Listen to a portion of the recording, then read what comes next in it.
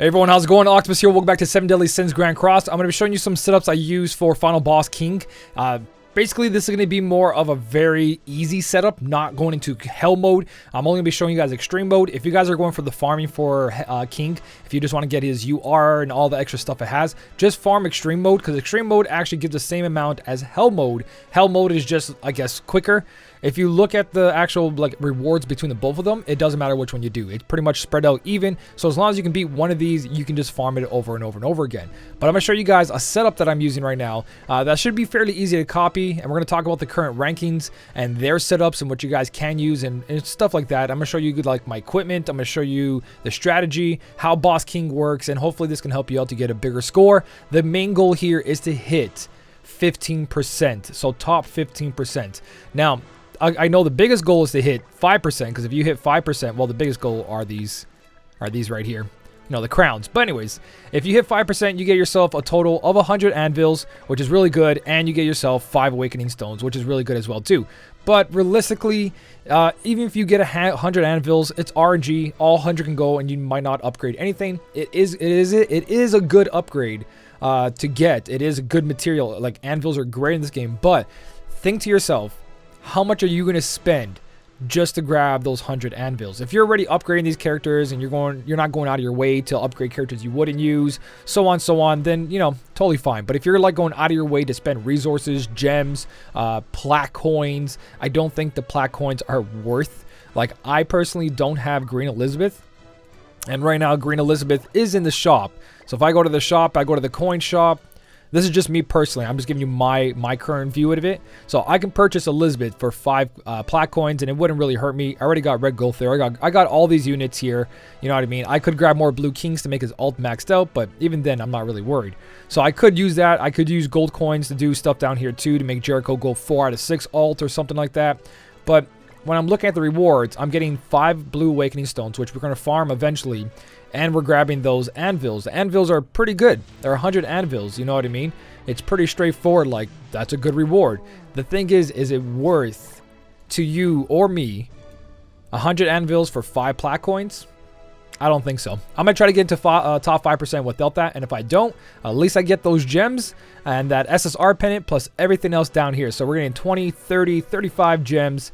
We're getting those SSR pendants, chalices. Well, that's basically the most important thing for me, is the SR pendants and the gems and the SSR pendants, because those are harder to farm. You can't really farm the pendants, and gems are always good to get gems. So to me, top 15% is great. Now, if you look at the top ranking teams, currently mine's Jericho, Elaine over here, I've got Merlin, and I've got the backline for Jillian.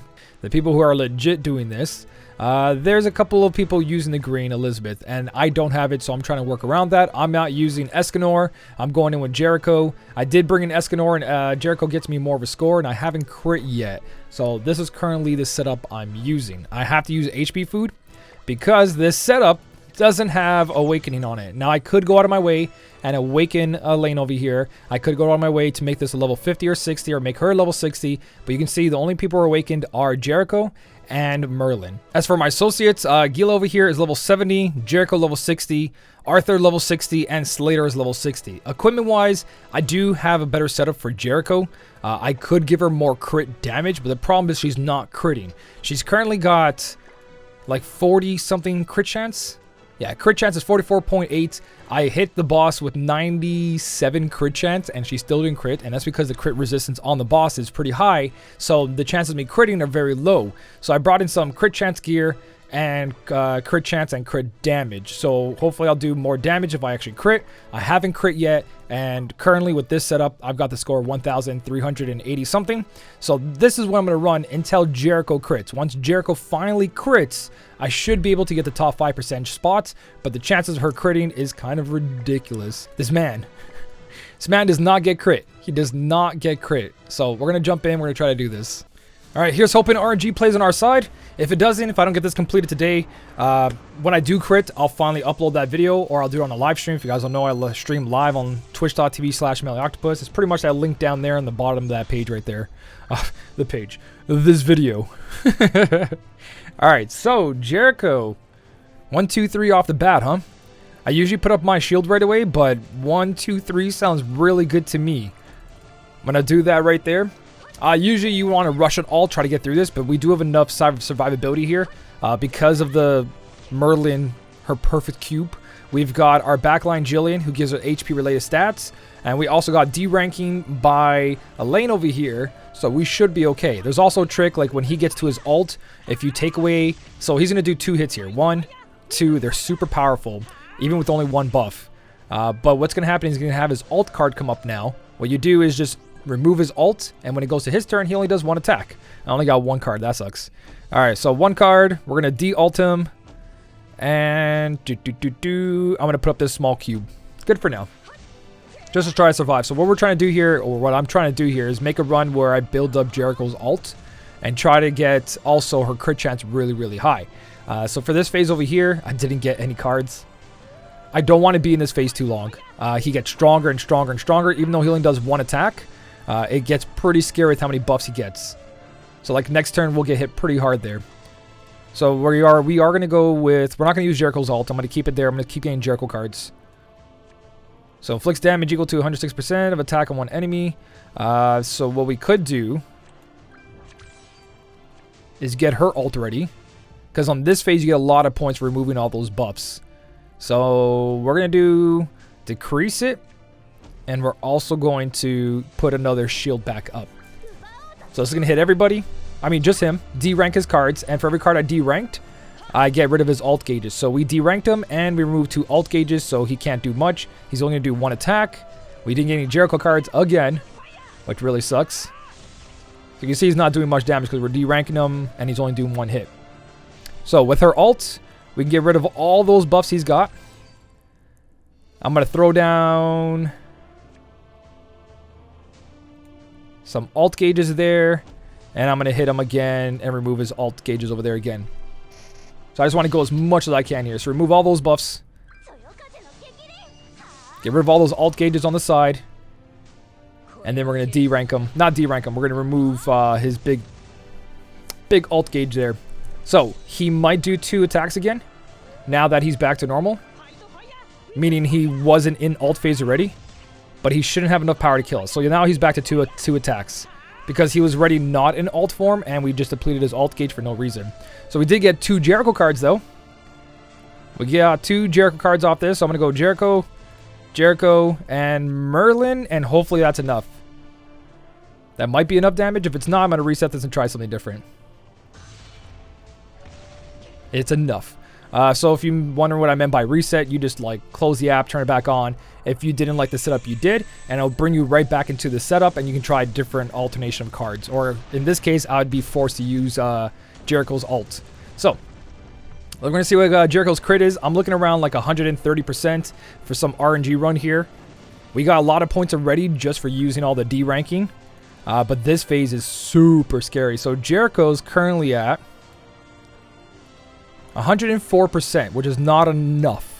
It feels like it's enough, but I've been to 120 and it still didn't go through. You know what I mean? So what we're going to do here...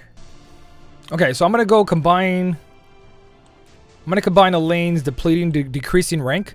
So we should be able to survive this. This should remove ult gauges and the ranking cards that he has in his hand. And we're going to use another Jericho card here. And hopefully we get 2 more Jericho cards. That would be perfect. If not, maybe some defense. Merlin shield. So perfect. We removed 3 ult gauges and we D-ranked them. And we got no Jericho cards. So if Jericho doesn't survive here, that was all for nothing. And of course, she's being targeted. It's like the game knows who your DPS is. She survived. It's 3 hits. She survived. Okay. Alright, so our crit chance is looking at 114%. Is that enough? Probably not. I'm not gonna lie, it probably isn't. So we're gonna get 1 big hit in here. I'm gonna remove everyone's gauges. And then we're gonna go for the crit. And hopefully that's enough.